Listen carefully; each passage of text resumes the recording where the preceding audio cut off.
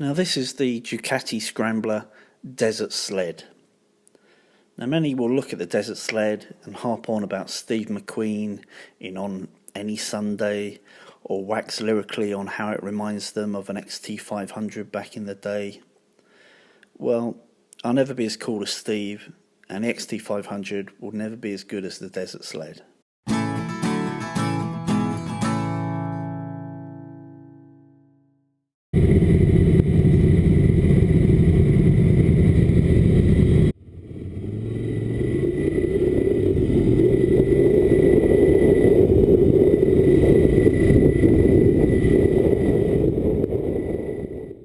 This bike is Ducati's Modular Scrambler on stilts, made for green lanes and hammering down fire trails.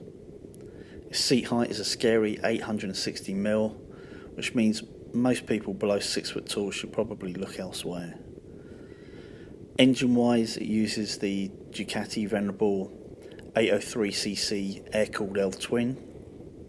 It's making about 75 horses and about 50 torques. It weighs around 450 pounds, or about 50 pounds more than the base model Scrambler, the Icon. It has a high front mudguard, plenty of suspension travel to handle off-road ruts or on-road potholes. Its frame and aluminum handlebars are both reinforced for gentle abuse, and it wears Pirelli Scorpion Rally tyres, which provide a decent 50-50 on and off-road mix. It has ABS, which can be turned off for messing about in the mud, and its muffler and tailpipes are stainless, and the engine is Euro 4 compliant. Its spoke wheels are 19-inch front and 17-inch rear.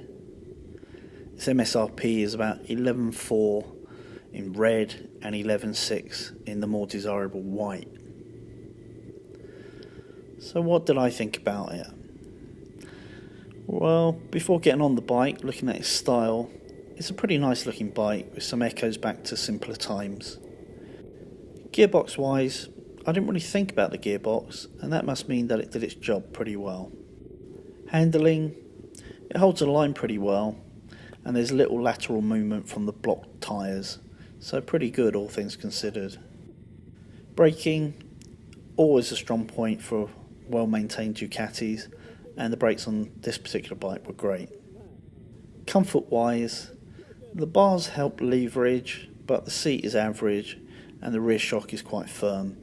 It'll be pretty good in town and pretty good in relatively short journeys, maybe kind of 25 miles to 50 mile bursts, but you certainly wouldn't want to do a big touring trip on it unless you've got an iron butt yourself. Dash, the clocks are obviously very basic as you'd expect, but they do provide all the key information and are kind of fairly consistent with the Scrambler range, which is acting at a lower price point than the main Ducatis obviously. Controls wise, all switchgear work perfectly fine, feeling neither cutting edge or flimsy. Value wise, I think it's a little saucy price wise, but if you want a modern day XT500, then this is it basically. In summary, this would make a great urban commuting bike, and it would also suit someone who wants a genuine dual purpose bike. It naturally errs more on the road use than off-road use side, but it is made to do both. Spoke wheels, beefier shock, plus extra fork travel help its authenticity, and it's not going to be comfortable for all day travel, but you probably realise that anyway. And it could easily get you 30 miles down the road, then let you ride around for an hour or two in some less technically challenging off-road locations, and then get you back home without too much aches and pains and some big smiles on your face, I'm sure. And that's exactly what this bike has been made for. Is that what you're looking for? Thanks for listening.